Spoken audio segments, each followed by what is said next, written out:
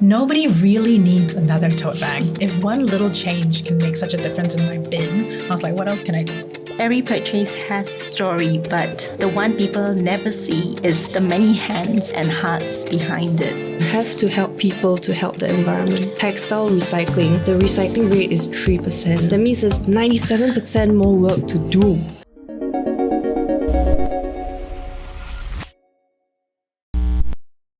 We buy things every day without a second thought.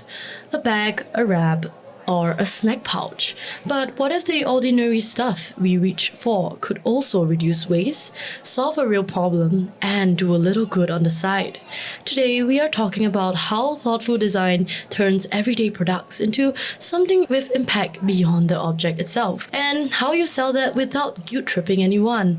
In this session, we speak to Ling, founder of Cloop, Joanne Cheong, founder of Goodness Gracious, and Kay, founder of Tinkerbox. Three founders proving that a purchase can carry a story worth telling. This part of our podcast is called Every Purchase Has a Story.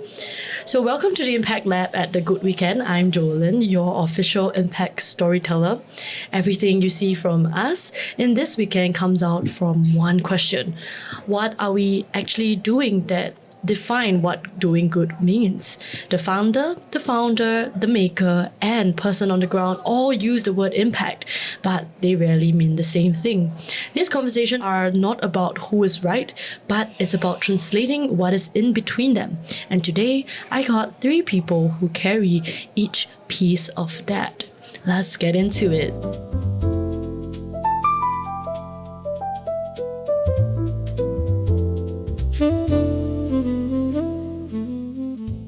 So, my first question for everyone is to introduce yourself. Who are you and what you do? So, for Ling, who are you and what is Cloop in one line? Okay, hi, you can call me Yin for short. So I'm one of the co-founders of Cloop, and I'm also an ex-shopaholic. So quite ironic how I'm doing Cloop now, because we are aiming to close the fashion loop in Singapore. All right, next one we have Kay. Yeah, say your name and what the Tinkerbox makes. Hi, I'm Kay from the Tinkerbox, and I make zero waste reusables that replace single-use items.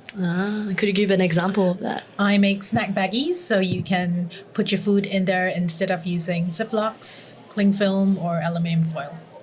All right, thank you for that. Next, we have Joanne from Goodness Gracious. Introduce yourself and Goodness Gracious.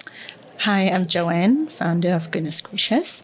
We create reusable kitchen essential that helps people to discover a different way of storing food. All right, nice. So I think all of us here have one thing in common. It's not just about a purchase that has a story, but it's about sustainable products, right? So I want to ask Ing first, what happens inside your open wardrobe? Okay, so it's quite a broad question, right? So I just wanted to share how the open wardrobe even started and came about. It actually started off as an unmanned thrift store because we had the issue of manpower, and cost that came with it. So we would actually display clothes at community space, and it would be on a system where the community would be purchasing through QR code Pay Now. And they would also help to keep the wardrobe tidy. And that's why it's called open wardrobe. I see, okay. But now it has evolved to be serving more communities. So that also comes with a lot more guidance in the customer service. So now it is actually a manned open wardrobe. But I wanted to share more about what goes on before the clothes actually come into an open wardrobe.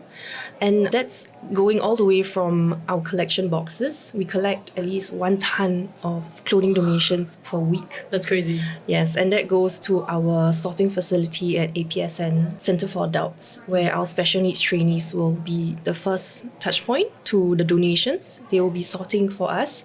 And then it goes to our community of volunteers who will also then be curating and doing an extra QC. After that, it's then selected for the open wardrobes according to the period that the open wardrobe is at, the occasion, the theme of the open wardrobe. For example, now it's for National Day. So we have curated items like for National Day theme, red and whites, and for your, I don't know if you have National Day parties. So then after that, it comes out to our open wardrobe, and that's where it's free for all, for people to be able to purchase curated pre-loved items. Okay, so we have Joanne. What problem were you initially frustrated about or by before you start making beeswax wraps? All this actually started in my own kitchen. Like many other people, I was also using plastic cling wraps, because it was really easy to reach and it was really convenient. But then again, every wrap you use, you toss it away. And then that makes me think, like, is there no such better way of reusing something? That's how I went on a journey to find an alternative, and I came across beeswax wrap. So from then on, I started making one for myself, some for my friends, for my family. So that's how Goodness Gracious began. Wow, okay. I want to ask one question. What is one product that people always pick up first? That's obviously our beeswax wrap. Okay, this is the so, best seller. when people come to us mainly just for the beeswax wrap, they pick one up, they feel it, they try to, they smell it. And it's really unique because, I have a story to tell. We source sustainably from a small family owned apiary in Australia. And all the bees, they forage from eucalyptus forests. So therefore, it does give out a hint of sweetness. Honey? Yes. Oh. Along with like a little note of eucalyptus. Oh, that's a So very that is good. very, very special. Like people feel it, people smell it. And then the next question they ask, so what is it? So that's where I start, telling the story of, how you could actually use it. And how simple kitchen essential like this could make your life a lot easier, that you could, adopt in your daily life, just like that. All right. Thank you so much for the very cheem words on the podcast. I learned 2 new words today. Okay, sorry. I'll move on to Kay first from the Tinkerbox. So give us some examples of what the Tinkerbox actually makes, and why did low waste become the point for you? So I started this volunteering actually to sew reusable pads and liners for girls in Kenya. Because they miss 1 week of school a month due to their periods. Yeah. I had no idea about low waste, about sustainability. It was just to help a friend out. So we made that first year 800 pads and 800 liners for girls in Kenya. And we sent it over to that school. And it gave each student about maybe 3 or 4, which is not quite enough, but at least it tied them over for a little while. Yeah. My friend encouraged me to share my journey. So I was like, okay, started using them, and I realized those were really comfortable. My bin was empty. So when if one little change can make such a difference in my bin, I was like, what else can I do?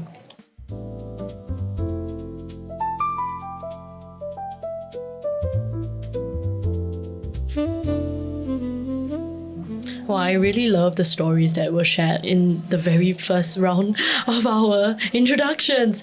And I have so much to ask, but let's just go down to the work that you guys actually do. So for Joanne, the word sustainable is most overused in retail. How do you prove yours is real? I heard you say how you source from sustainable sources, and I think a lot of people that are into this, they have no idea what does that mean. And if you could break it down and kind of lead it into your product and how you make it, I think that would be great to hear. I think that's a really great question. And I totally agree. I think sustainable has become one of those words that's often used, but it doesn't always tell you very much about it. So instead of asking people to believe in our claims, we try to show them, behind every decision we make. For example, our fabrics are sourced from different parts of the world, and many of them are illustrated by women service designer. It's not only that they look beautiful. Every design, it's a story from the designer, and it carries a significant meaning behind every design that they make. Our beeswax, as I've mentioned earlier, they are all sourced from small family-owned apiary in Australia. They are actually holding a real thing when we share this with our customer. Not only that, after all this sourcing, we handmade airy wraps from cutting, trimming, waxing. Okay. They are all handmade in our small studio. And beyond the product, we also invite people to our workshop where they can also experience making it themselves at home with the tools that they already have. I see. All right, that's very nice. And for Ing, secondhand fashion is still a little bit of a hard sell for a lot of Singaporeans. But what actually changes a shopper's mind in your years with Cloop? We believe it's the retail experience. So if you just browse our open wardrobe, you can find clothes that are in very, very good condition. Because we take a lot of attention in our sorting, and we have multiple layers of sorting to make sure that the items that are then displayed for second-hand purchase are practically maybe even better than new items nowadays. So we want to make it such that second-hand is not going to be second best, but it's going to be the first that you would think of when you're purchasing clothes. It could be even better than the fast fashion items that you're seeing nowadays, because we get older clothes but that made so well, right? Even though they are old already, they are meant to last. Whilst we have new clothes that are made nowadays under fast fashion brands that are just disintegrating so quickly. And so that's also the attention that we put into our sorting to make sure that even if a thing comes to us almost new, we are actually putting attention into the quality of the item. Nice. Yeah, I used to work at a secondhand retail shop as well. So I really, really understand the attention to detail that you're mentioning now. And Kay, so your channel proceeds towards 3D printed mobility trainers for kids who need them. How do you keep that impact genuine and not like just a marketing hook? Yeah. So I'm a personal volunteer. Okay. I have printed with a 3D printer parts that go into making a 3D printed toddler mobility trainer. We are on our 5th TMT. Okay. And they go free to the families. The families do not pay a single cent for them. Volunteers use their own printers. I see. Own electricity, time. Wow. What we ask for is sponsorship for the filament and parts. Okay.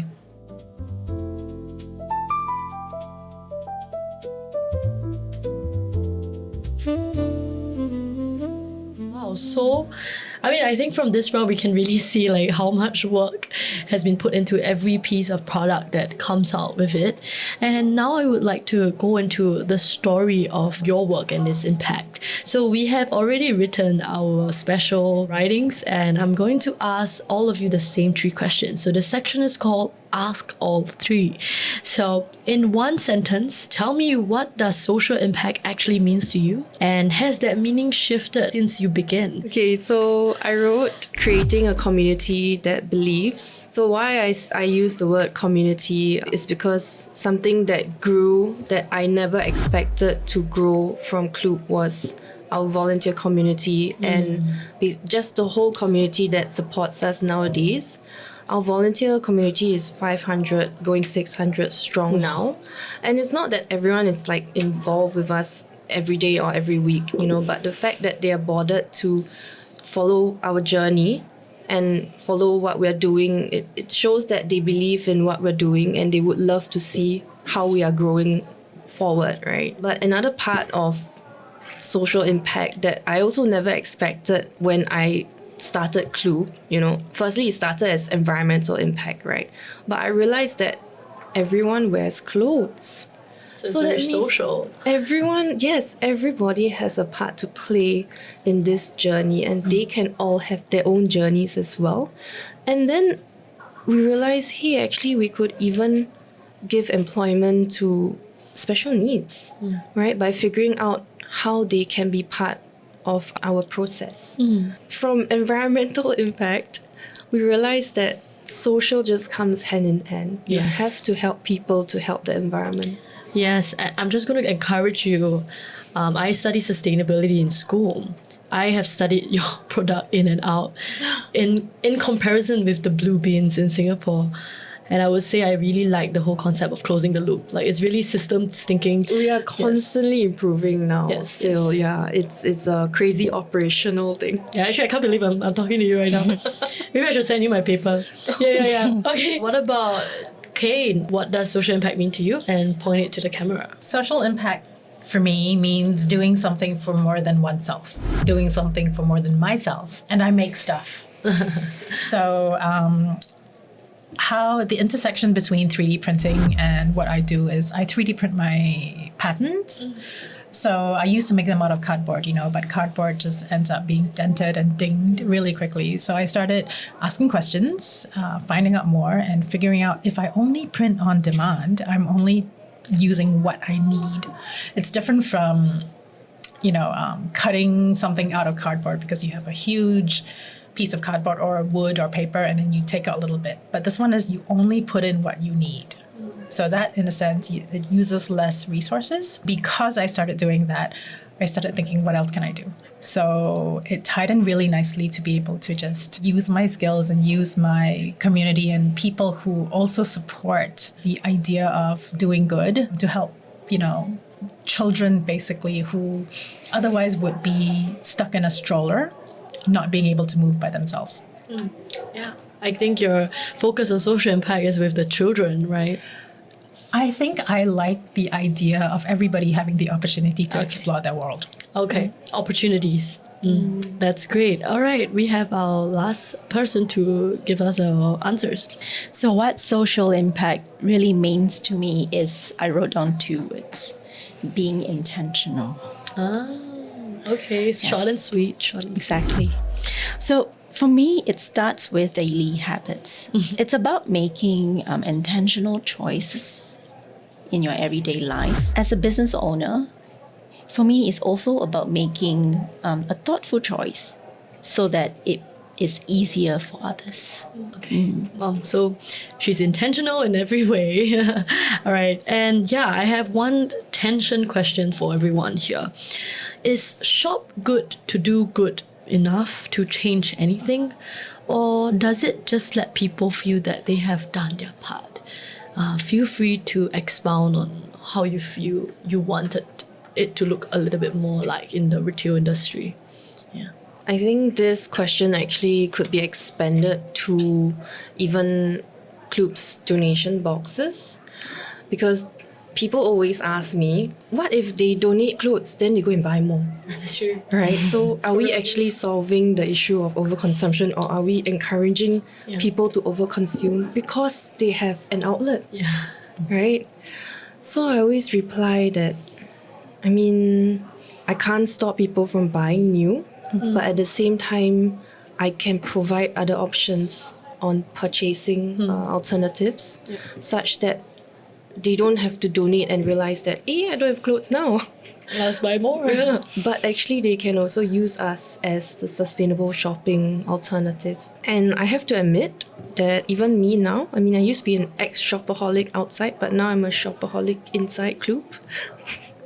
So I do still overconsume, but within Cloop, and I do admit that I still do that. Right. So unfortunately, there are habits. We are human, right? So I think it's all about creating a space for people to at least explore other options, explore themselves, find their fashion styles, what they like. That's how I also discovered mine through Cloop. And then I think from there, that's where their purchases will be more intentional. Yeah. Oh, nicely. So it's not only about doing good through the purchase, but they realize that, hey, then I'm actually making a purchase, but not because I want to donate to charity or I want to support this cause, but actually I like the items, I like the things that they are curating. Yeah, and that's, I think, where I would want to aim for as my customer mindset. Okay. Nice. I think you closed the loop for yourself, for sure. So for me, I do not think that people buy something just because they want to save the planet. That's true. Right? So they buy something because it works for them. genuinely makes them feel, Something. feel good because they are, using the right product for their home. And if that everyday choice also creates a positive impact, that's bonus. Yep. Yeah. All right. So it's all about that second alternative, right? I'm hearing from the both of you. But making it first. Some people ask me, "Oh, can you make a tote bag for me?" I'm like, "I can." But so many people make tote bags. There's so many tote bags floating true. around. Nobody really needs another tote bag. Yes, I can make another tote bag if it's cute, if you like the print, if you really want something. But how about we shift away from things that are easily purchased at a mass-produced level and get something that actually means something, makes a difference. So for example, the snack baggies. Each snack baggie replaces at the minimum 300 bags. Whoa. Because the lining is rated for machine washing 300 times. So it's been tested up to 300 times. Wow. It means you can use it for longer for sure. So I've probably used mine, 600? It's about 5 years old, but one snack baggie replaces 300 bags. All right, so we are coming to the end of our podcast here, and I just want to ask a question about the future or any dreams and aspirations you see for sustainable fashion, sustainable retail, or even the world of sustainability. What do you wish to see more of Singaporeans doing, even the world? Yeah. I think if all the little things that we do can show people that there's a different way, they might start actually thinking, yeah, there is a different way. A lot of brands in Singapore, a lot of companies in Singapore, movement always starts from the bottom. You see something happening at the bottom and then the bigger companies go, oh, okay, there's a demand. I'm going to move into that. Yeah, very ground up, bottom up. Yeah. I completely agree. Even if it starts with a single swap, to a reusable baggie, for instance, that is a good change. Whereas for beeswax wrap, even if you start using it to wrap a lemon, that start. Okay. That's impactful. And I'd also like to say that our brands might, sometimes go like, oh, are you competing against each other? Yeah, I was gonna ask that. But do you know what? Like, I use beeswax wraps at home. I might not use it outside because Singapore weather is really hot. Yeah. But I use it for at home because it's better for fruit. Yeah, It's yeah. better for lemons. It's better for avocados. It's better for even very simply to cover my bowl, my salad, my leftover salad. Well, we saw collaboration right here, right now. On that note also is just being more collaborative. I think in Singapore we're kind of bred to be competitive, and we're all small businesses, right? And we're all SME, we're all trying to grow, we're trying to make impact. In textile recycling, the recycling rate is 3%. That means there's 97% more work to do, right? And if the current options now only do 3%, that means that we have so much more work and so much more impact to make together. Yes, I think when it goes down to the numbers, it's very apparent who and what is doing what and not doing what. And yeah, I thank you so much for this podcast. I have just one closing line I would like from everyone here. So my finishing line is, every purchase has a story, but the one people never see is... We're going to collaborate on this. You can go with your answers first, and then we'll choose the most resounding ones, okay? So for me, every purchase has a story, but the one people never see is the work behind it. Yeah. I agree. Okay. So for me, every purchase has a story, but the one people never see is the many hands and hearts behind it. Because it's exactly how the brands celebrate. The women service designer behind all our fabrics, the family-owned apiary in Australia, the hand that it's making that makes the beeswax wrap. I think I would agree. Nobody sees the hard work behind it. Nobody sees the hands. Nobody sees that what we do is probably not a corporate job in terms of pay. But we do it for passion. Yeah. We do it for purpose. Wow. Do we have a consensus on the word work behind it? The work and the heart. Okay. I like the word heart. The Okay. hands So and the we will heart. say it together. Every purchase has a story, but the one people never see is the work and heart. Every purchase has a story, but the one people never see is the work and the heart. Alright, thank you. So this is what social impact in Singapore can look like. Go find their handles above and hear the rest of the story in their own words. Thank you for sitting with us, and this is the Impact Lab. Bye!